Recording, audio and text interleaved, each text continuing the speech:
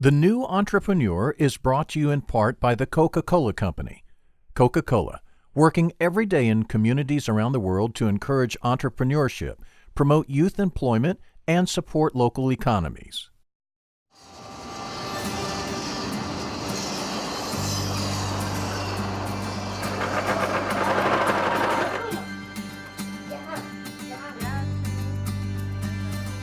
Clarkston is almost the epitome of a city that has lots of entrepreneurs, but the structure for entrepreneurs realizing opportunities is a little bit weak.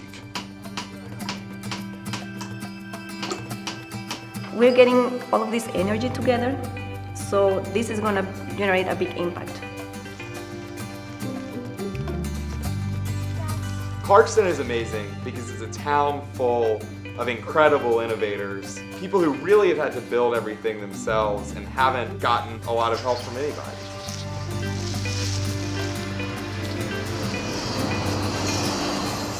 It looks like a small town you might find anywhere. It could be on the outskirts of any city: Chicago, Seattle, Los Angeles. Just another exit you would pass on the highway. A train humming by in the afternoon, the bustle of activity along a busy downtown street. But look closer, and you'll find a small town with a big heart and some even bigger dreams.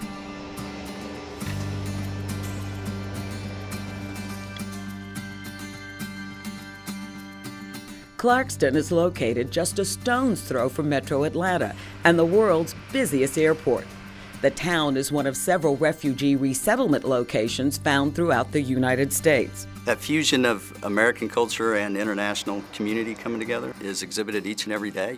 I was exiled from Bhutan and stayed in a refugee camp back in Nepal for 17 years. My siblings and I were born in Kenya and left there and migrated here when we were young. You will see people from everywhere, and they all have a story to tell, and they all have something to teach you. At the beginning it was difficult because I have to learn English. I didn't like being a refugee. It was this embarrassing thing in my life. I thought I will be in refugee camp for the rest of my life, and so will be my children. Through a 12-week program, 15 aspiring entrepreneurs will learn what it takes to start their own businesses. So what supplies and inputs doubles up as a tough And 3 will have the opportunity to walk away with a $10,000 loan. Part of this program is that the most promising entrepreneurs, as selected by the entrepreneurs, will get the checks. It's a question of what the 12 to 14 weeks leading up to that moment also brings.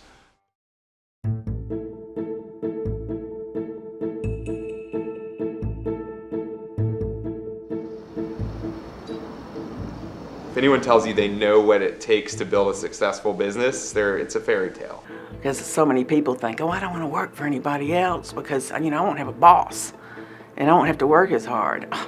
Whoa, is that a mistake? You can work twice as hard. Each year, over 500,000 small businesses are created in the United States. This could be an entrepreneur embarking on a solo venture or a business employing up to 100 individuals. These businesses are the root of the American economy, employing over half of the nation's workforce. It's the strength of our economy relies on entrepreneurship and small business owners. It takes a lot of guts to step out there and do something on your own and take the chance that you could fail. Emory University business professor Peter Roberts is working with several community organizations to develop a program geared towards helping local entrepreneurs. This initiative explores how traditional business models can address the social needs of local communities. I think the fact that people make money in markets is the boring part. And I think the more interesting things are when people make money while doing amazing things. I'm working with the deaf and hard of hearing because currently once they finish high school, there is no transition program. I've employed the refugee families to do this form of deep cleaning so that they can make living wages and not minimum wage and become more self-sufficient. I started this business intending to serve the newly arrived refugees. The program is addressing the many challenges of entrepreneurship while providing resources and community networking to help the participants succeed. This is just your expense piece? Okay. It can get quite complex and overwhelming. And I think that when you have mentors and networks, other business people that have been through what you're trying to do, then you've got someone that can guide you and hopefully help you avoid some of the pitfalls. There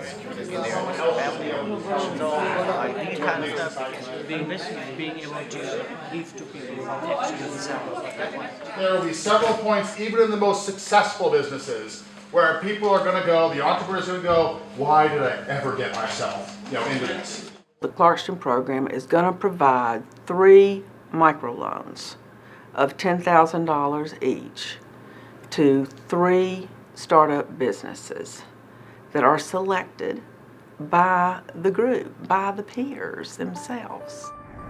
Just outside of the bustling southeastern city of metropolitan Atlanta, Georgia, lies the small community of Clarkston, where a network of mentors, experts, and business professionals are coming together to help a handful of promising entrepreneurs. So what we're aspiring to do in Atlanta is create the environment that allows entrepreneurs to turn economic potential into economic value. It creates a better living circumstances for the entrepreneur, and it creates a better and more vibrant Clarkston. Clarkston is a unique intersection of international and domestic cultures. With about 2,500 refugees resettling in Clarkston each year, it is a place of hope and new beginnings for many. Clarkston is definitely a melting pot, a combination of immigrants, a combination of refugees, people who've lived here for most of their lives. It is a day-to-day occurrence to see that melding of the international and the new with the traditional and the American.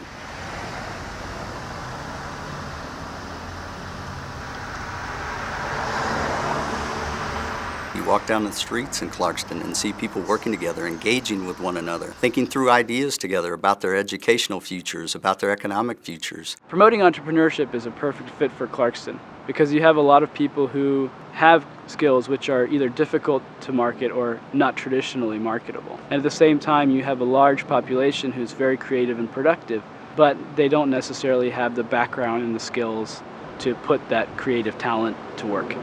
What I'm hoping this does for these folks is gives them another avenue so that they can take care of themselves, their families. What Clarkston gets in return from this is sort of an authentic expression of the skills and culture that each of these people bring to Clarkston.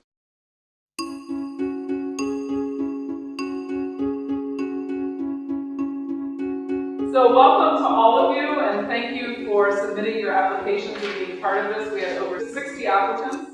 So I think I had in the back of my mind, if we had 30 applications, that was going to be good, right? So then we could show them there are people with ideas in Clarkston. 65 was overwhelming. Each of us sat in pairs with the different contestants, and what we'll do now is get together and each provide our own ranking. I mentioned the big winners are going to be slam dunks. There'll be 10 or so that'll fall right out as well, and then we're going to have some debate around the balance of that. Your biggest challenge, as I'm sure you're fully aware, is getting people to pay you. Yes. How are you going to do that? What do you think it has kept other people from doing that successfully? They tell us the magic of what they're up to. We ask them many questions for the next 8 minutes. Have they put some coherent plans in place for how much money they'll make in sales? We're thinking about their customer. How do they reach that customer? How do they price what they want to offer that customer? Well, we just wrapped up our interviews. So what we're doing now is going over the criteria, really focusing on how the entrepreneur presented themselves and their ideas. In the end of the day, not every one of these enterprises will be fully investable or fundable, but we're looking for the ones that seem to have the greatest probability for success in that regard. The judges have narrowed down the entrepreneurs to a small group of 15 who will spend the next 12 weeks building their ventures, working together, and overcoming the challenges of starting a new business. I was so excited to be chosen for this program. I was selected. I was one among 65 candidates.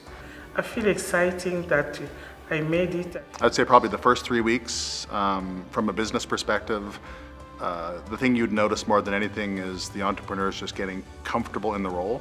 My name is Vikas. I'll be starting a flower business. We provide mobile hair, skin, and nail care services. We provide 24-karat handmade jewelry. I hope to provide translating and interpreting services in the Clarkston community. Why am I starting a business? I've heard certain social objectives. I'm doing this for the refugee community. I've heard certain financial objectives. I'm doing this because I want to make this much money. I've heard kind of like job substitution things, like I'd rather work for myself, right, than work for somebody else. Some of us are just into just a downright challenge of it all. I would just love the idea of starting and growing a business. Before, it was just me and my thoughts, but now I started interacting with people and with their feedback and with them having confidence in my business plan. I think I became more action-oriented. I have been struggling for my life and working from one company to another company, from paycheck to paycheck. So finally, when I heard about this, you can become a businessman, there's a training going on. I applied for it and I attended it, and I'm really, feel more confident now. I think I can be a businessman, and I will definitely. I engaged with so many other entrepreneurs, so many business leaders that came to this class. They're spending so much time together that they have an opportunity to get to know the character. So when they actually make decisions about who's going to get the loans, they have the information. The participants represent a very diverse mixture of businesses, and each is entering the program at a different stage in development of his or her idea. The group is a very rich group. We have, I would say, a perfect combination. We have 30% of American citizens, 30% of immigrants, and 30% of refugees. We consider this to be a co-learning environment where individuals have the opportunity to share with one another, to learn from one another, to gain from the experiences that they've all had internationally and domestically. Each individual entrepreneur will do better as his or her colleagues also do better. So I see all kinds of potential. With the car, where you can write off your car depending on how often you use it. Is it the same thing if you're running your business out of your home? If you purchase stationery and we purchase copier. This is a model that brings together a collaboration of lots of resources that are non-financial, but they are mentoring to help mint success among a group that has the aspiration and just needs the information.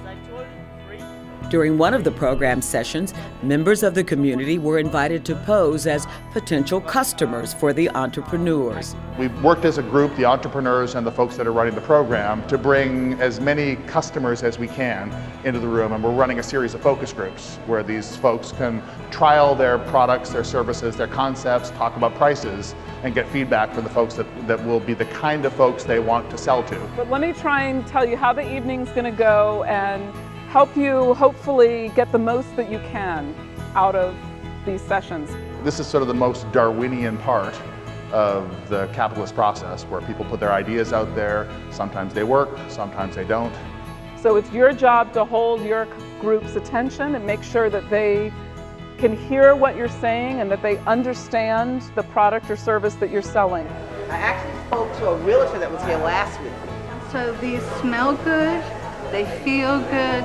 In the beginning period in the United States, it's really difficult. Know what you're getting and paying for right then. So I'm very confident people will buy my product. Kitchens, bathrooms, floors. To observe these festivals, we need marigolds and purple globe emerald. The festival I am talking about is Deepawali. It's also called Diwali. It's festival of lights that Hindus around the world celebrate. Through this program, I've met someone who's actually willing to give me some land to grow these flowers. Bikash is of interest to us. He and his family were introduced to my family through the entrepreneurial program here in Clarkston. He was an entrepreneur coming through this program, and at the same time was an entrepreneur who needed something that we had. He wanted to be involved in farming, and we had some property that we thought we could repurpose back into land that he could farm. When I first met Ben, he was just all in. He was very enthusiastic about my idea. He was very supportive, and he wanted to just give me this land so that I could explore my idea. A single entrepreneur like a Bikash may want to grow flowers, but if all he's got is his front yard, then he's not going to be able to scale it up to do anything beyond that. Take the brown ones out. If he's got 2 acres of land or 3 acres of land, then all of a sudden Bikash is probably not just doing that himself. He's probably hired 2 or 3 other people.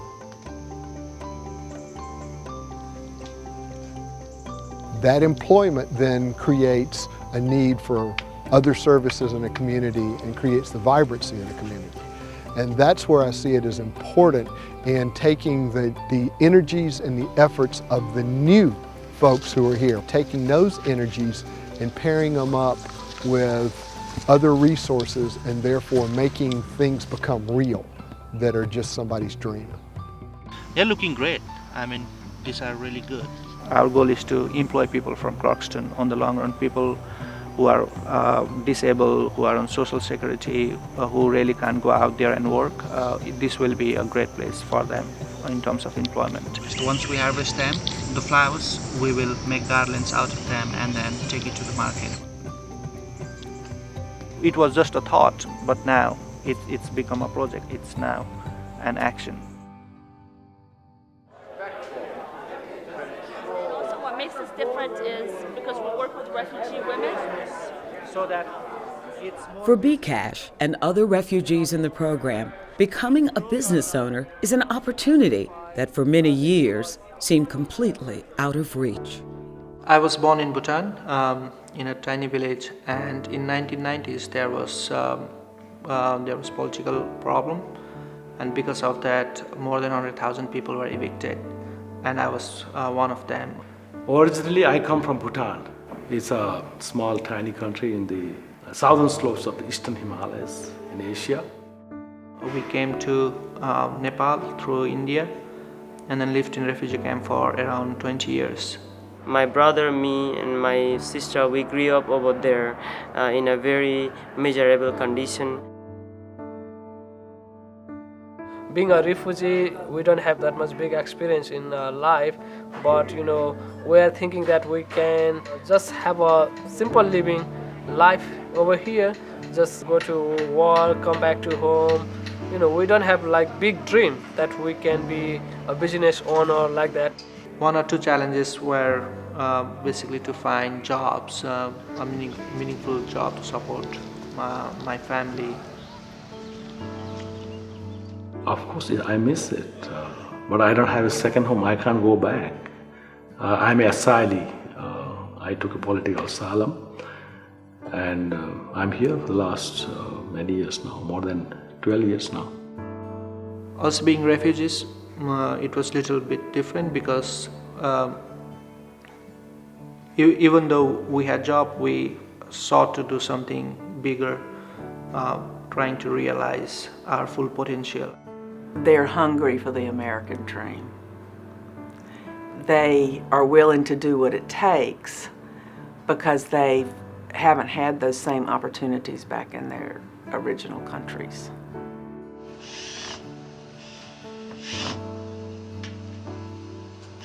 Maybe in future I would be a business leader, but right now I'm still in a learning process. Every day is a learning day for me. I think the American dream is very alive outside the United States. People see us as a beacon of success and of hope and a place to overcome a lot of adversities that they have been born into. There's a lot of opportunity that we can do with our talent and skill in the U.S. They're like pioneers that make it to our shores and are anxious to be given an opportunity on our stage to rise up and meet their potential and perform and succeed into what they see us as being. Wow. It is giving hope. And these are people who have had to face lots of problems. And when they get to this program, they have told me, this is such a great opportunity. It's like we see the light in the tunnel. After all of these problems we've had, there's light. There is someone willing to help. USA means you start again. You start your life again instead. So I can say this is a land of opportunity, or it's a dreamland country for me. So I think that the potential that exists in a lot of these refugee entrepreneurs, I think far exceeds the benefits that they might get from the employment opportunities that are in front of them. You know, for these refugee women, they will not have access to work very fast anyways, very quickly at first. One entrepreneur who understands these difficulties all too well is Naima Abdullahi, a former refugee herself. She currently works at the International Rescue Committee, a nonprofit devoted to helping refugees acclimate to the challenges of coming to the United States. I have clients from Iraq, Afghanistan, China, all over Africa, and learned so much about the world. But one thing, you know, that I have in common with all these people is we were all refugees.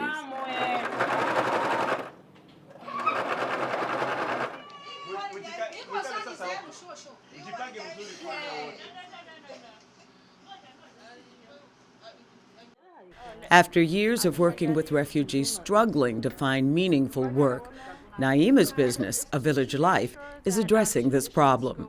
I work with refugee women who are artisans and seamstresses and crafts producers to help them market their products into the wider market that they usually don't have access to. One Congolese woman that Naima works with opened up about her struggles as a refugee. Nimetoka nchi inayoitwa Tanzania, kutoka Kongo nikaja Tanzania. Tanzania nimeishi miaka mingapi? Nimekuja tangia 2002 na nimeingia Marekani 2010. Kazi yangu yenyewe nafanya kazi ya chicken tip top. Kazi tunachambua ni kuku zinakuja kwenye line, zinamiminwa alafu zinawekwa kwenye line, na sisi tumejipanga kwenye line, tunachukua kuku moja moja, ni kuku ya kupika, tunachana minofu fasi yake, mifupa tunatupa, minofu fasi yake, mifupa tunatupa. Refugee women are often forgotten. Not just by their society or, you know, by, you know, the world, but they forget themselves because, you know, they're there for their families. They work so hard that, you know, nobody remembers to take care of them, including themselves. Inachukua muda mrefu sana kwa sababu naondoka saa 9 na dakika 40 na nafika hapa saa 11. Kule tunamaliza sana nusu, tuko njiani. Na watu 4 wananitegemea mimi mwenyewe binafsi. Inaweza kanibadilisha kwa sababu wakati nitakuwa nimeacha na mimi sijui kazi nyingine ya mikono naijua, naona kama nitazofika sana. Lakini kama nikiendeleza hii kazi yangu ya mikono, naona alhamdulillah nitaneemeka.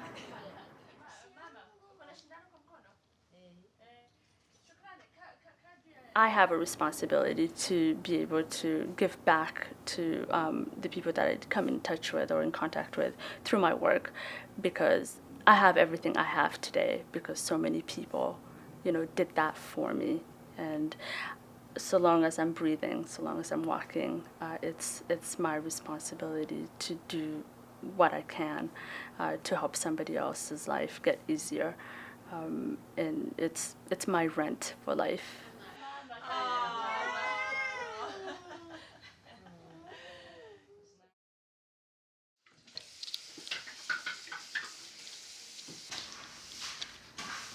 Program participant Thekla Holder also believes in the mission to empower women in the refugee community.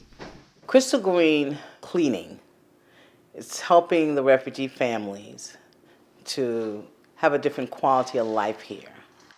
The toilet we're going to leave alone because there's some problems with it. I paid them more than minimum wage so that their quality of life will be better here in America, so that it can be more sustainable with what America really has to offer, the opportunities. They are in a new country and everything is new for them. And of course the cultural barriers, because they're used to do things they don't see here. And they have to learn about a new system for everything. Even to go to the grocery store, it's different for them. I'm not looking to be, Molly maids or Brittany maids. I'm just looking to pass on the skills and knowledge that I've received and pass it on to folks that are at least fortunate than me. If you're selected as one of the people, what are you going to do with the loan? Wow, thank you. First, I'm going to buy a van so that I can have one driver come pick the families up and bring them to the sites. So how do we measure success in this program? Obviously, 3 of these entrepreneurs are going to walk away with $10,000 of funding, and that funding may turn into a piece of equipment that they need that can deliver a service or perform a job for their business.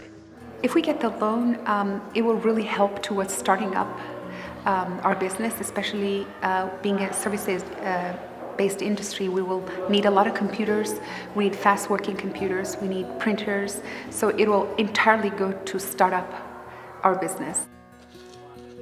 The loan will make it possible for us to do marketing properly, the right way, and be able to reach as many customers as possible.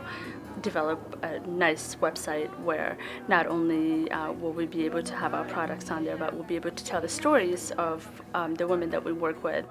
Most small businesses can't just walk into a bank and expect to get funding because of a lot of inherent risk in that first couple of years they're in business. We have manpower, but because of less capital, we are unable to make the specific supply to the customer.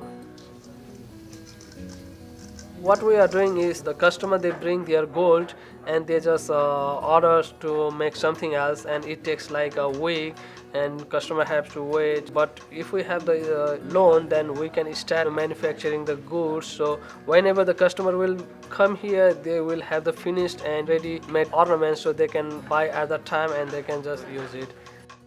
If you own a business, you ought to be able to own decisions related to your business. You ought to be able to own decisions related to your future, and that's a key and important aspect of this program from our perspective. In this, we want the participants to understand that at the end of the day, you get to decide who receives these funds. You get to own that particular decision that relates to your future in this community.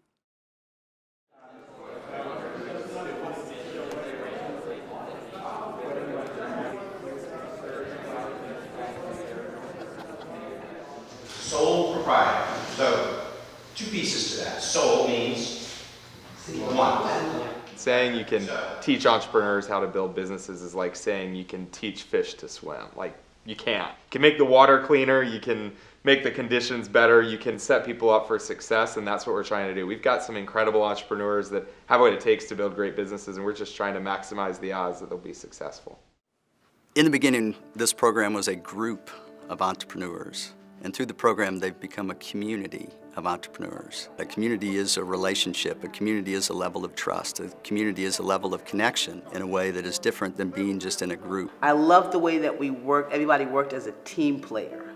It was so important that they stressed that from the initial class meeting that we had, that you're going to be a team, and we all are. We're there for each other. We're there for each other. And we email and text each other, and it's like, are you ready for class this week? From now on, I'm sure they will be connected forever. They will get in touch and they will support each other.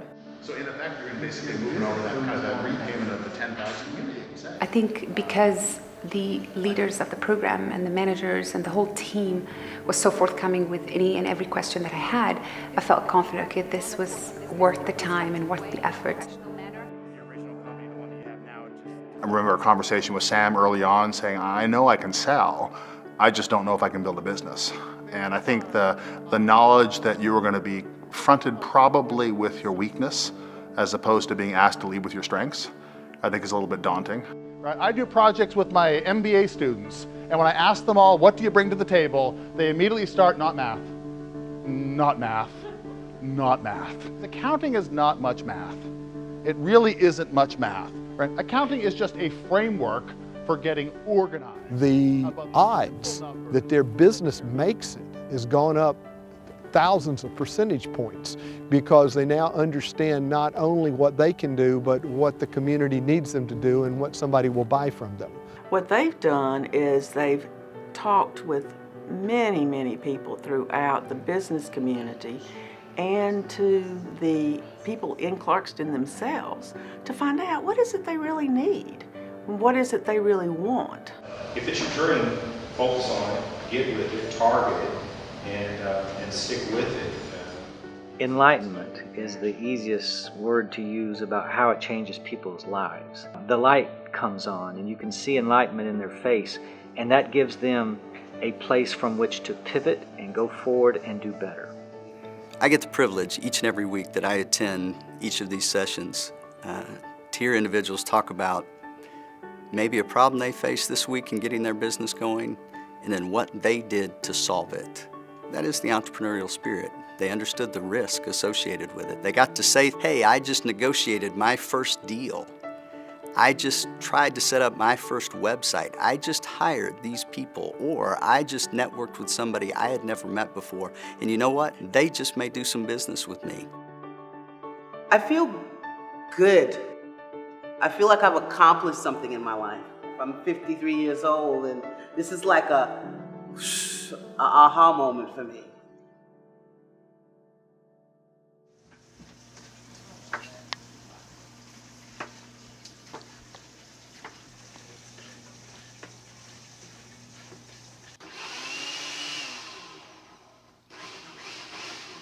You know, it's a number of things throughout my life, you know, that have led up to this point.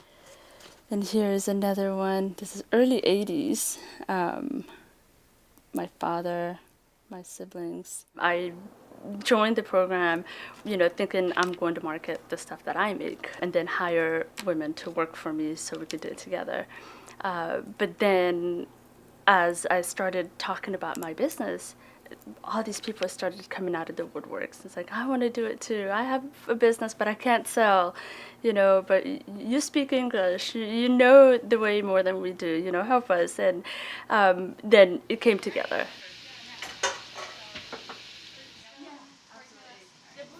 The first time it actually came together for me was about 3 years ago when I was getting ready to go to West Africa. I got to West Africa not knowing what I was going to do, but when I got there, I met a group of women who had their own small businesses, but you know, were not doing too well. And then there's also, you know, another group of women that were selling vegetables on the side of the street, and there's another group that were unemployed and not able to help themselves.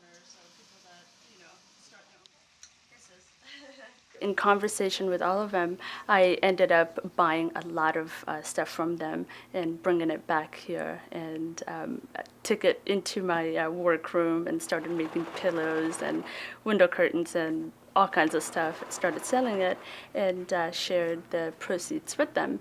And from there, you know, the light came on for me where I knew that, you know, this could be something bigger, not just, you know, across the sea, but right here with the women that I work with.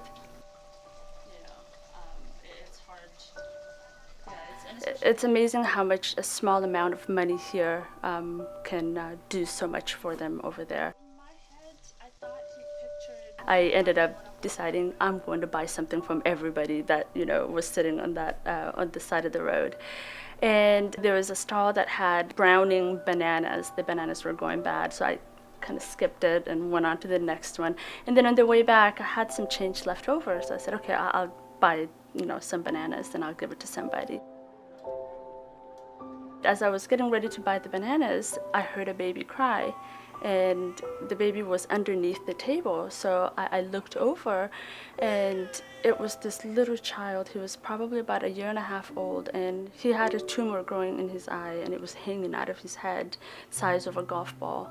And I was just floored because I had never seen anything like that before in my entire life.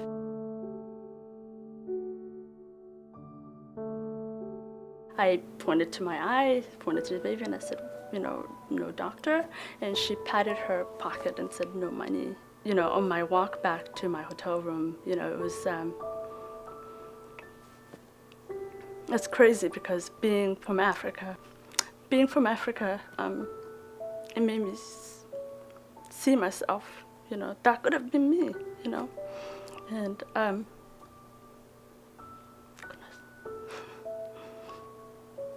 I couldn't get this kid out of my head. At that point, I decided, okay, I'll have to figure out how much money I have left at this point of my trip and figure out what I can do for this kid.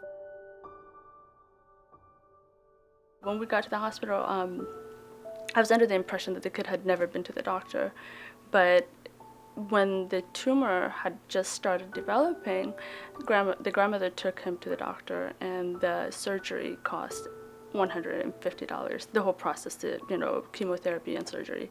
She didn't have the money, so she left. And the doctor was really upset with her for not coming back. And I got upset with her initially, but then I realized $150, that's a lot of money.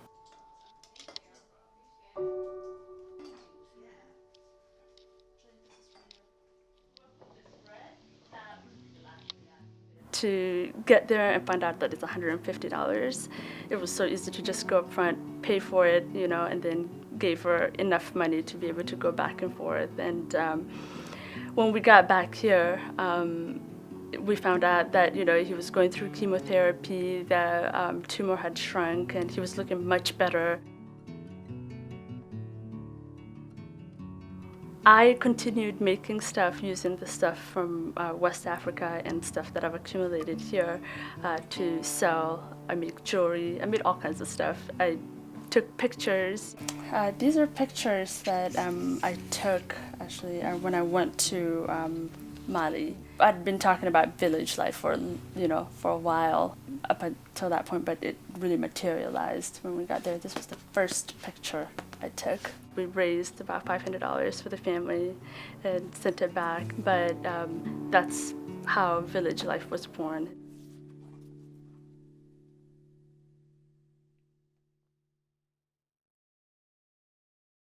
Everybody's not going to get the loan.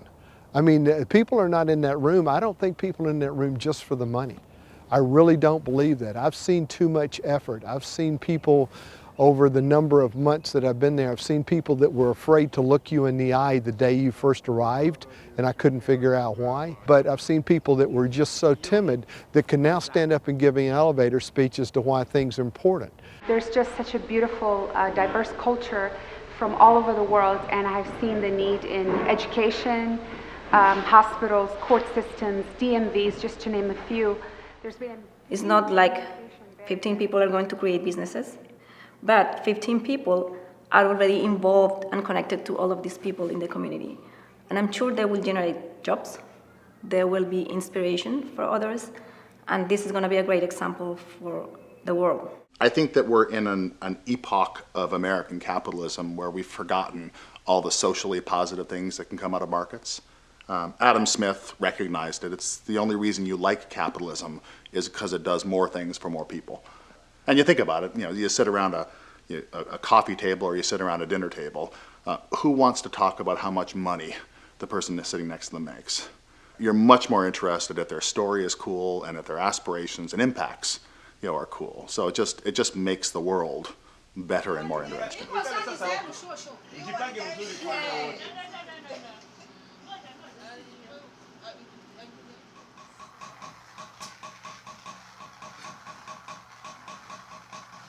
I like to see the entrepreneur that's got a bright eye, that's going to go out and is going to change the world, at least for him and his family. Yellow, orange, and for each... All communities have dreams and visions. All communities have ideas of what they want to do. But a key, I think, in all of this is that the participants decide. The participants decide who receives the loan funds. The participants own their businesses, and they get to determine their collective futures. They own the dream.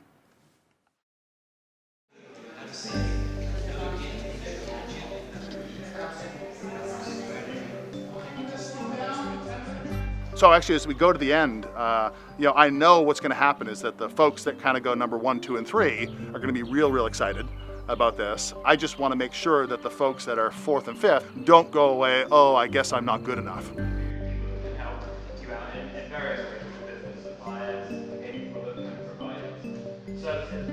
They have to select 3 among them to be recipients of a financial loan at the conclusion of the program. That's why I wanted to start it in the first place. And right now I have secured the land. Now, with a greater level of confidence, each participant is given one last opportunity to pitch their business before the final voting begins. Most of the refugees that come here often lack language and education and many other barriers that come, in their way. Ethnic food items, and our target market will be the ethnic communities, particularly from South Asia, Bhutanese, Burmese, and other immigrant communities based in Clarkston. We are basically your one-stop shop for all your communication needs here in Clarkston, and thank you very much. So the interesting, eye-opening thing is that those of us who are kind of working on the program side, we don't do a formal ranking, but we talk about kind of who we think is doing really, really well. And the mapping between what the entrepreneurs come up with in terms of who's first, second, third, fourth, fifth, tracks very faithfully our assessments.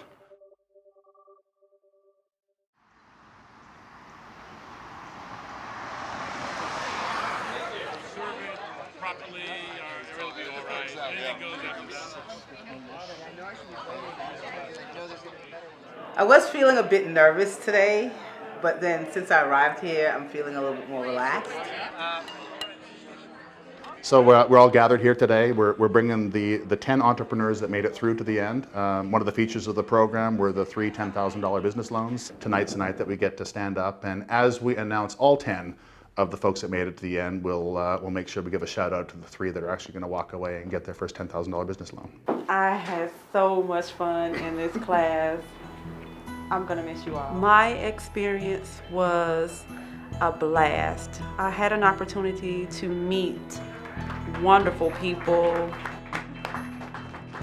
I had a wonderful time in this program. Fire in the belly. I mean, you can have as much fire, and I believe that I have a whole lot of fire in the belly. I move with joy. Yes, thank you. I am equipped in my head so I can do my business very organized and be successful. Now I'm very different comparing with December 2012 Mahindra and April 2013 Mahindra. I don't want to forecast right now, but I'm pretty sure that I would be a very good businessman in the future. Thank you so much for blessing me to be stronger in all business aspect. Thank you so much. Hold on a second, Deepak was one of the 3 entrepreneurs that was chosen. I'm so happy, so much happy. I had not expected that I'll be selected, but I'm so happy. And today, what I have achieved is a plot of land where we have already grown vegetables. We have planted okras, we have planted tomatoes, and marigolds is yet to come, which is of course my fortune. This business is a dream because it's not only me, it's all of my family. It's my parents, my wife, everyone is helping me through it. This class has done some wonderful things for me. Every week I was learning something new. Every week I was gaining more knowledge about being a business owner. I really, really have learned a tremendous amount. Just everything that I've learned, I feel like I've gained so much in such a little time, and I hope that we can continue to email each other, maybe have like a little reunion at some point at someone's house. I hope. Hold on one second. Samir was also one of the 3 entrepreneurs. Selected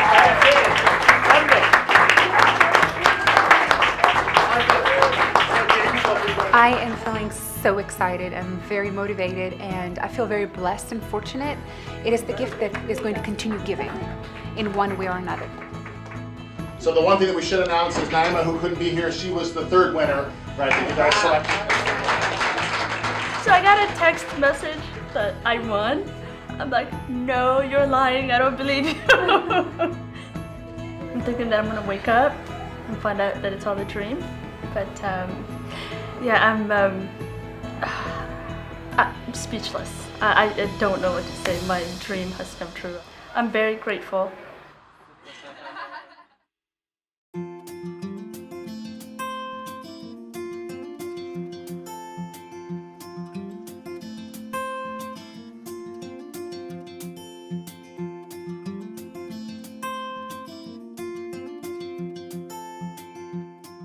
I think what I learned most was it's almost like believing in yourself.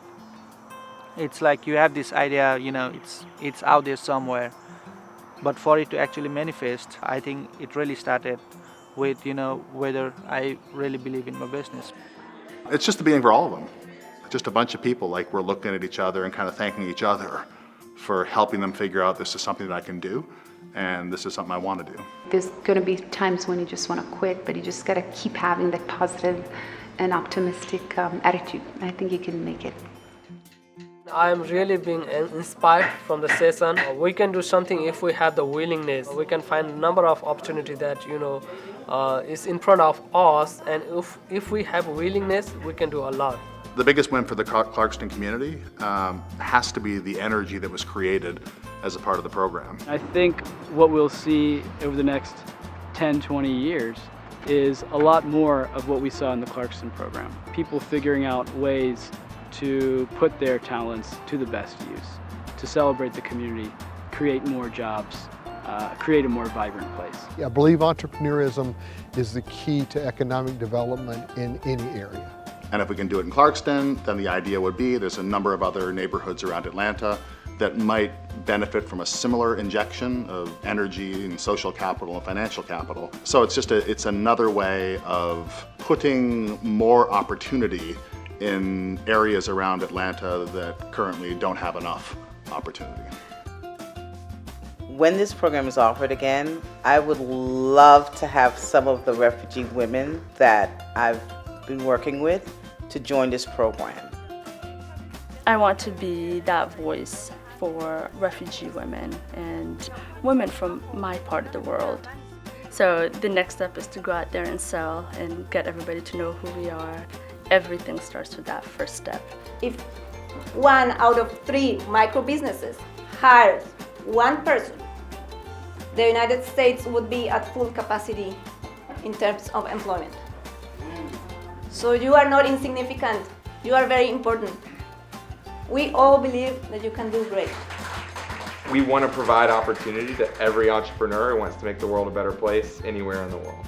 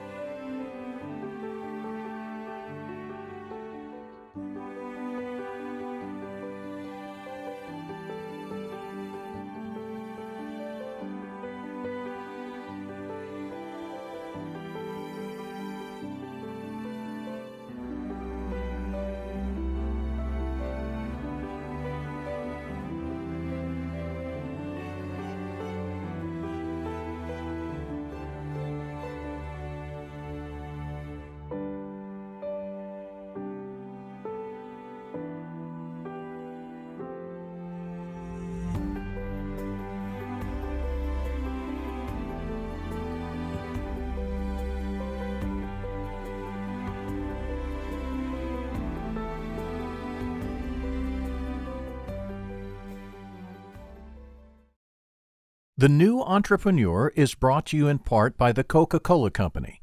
Coca-Cola, working every day in communities around the world to encourage entrepreneurship, promote youth employment, and support local economies.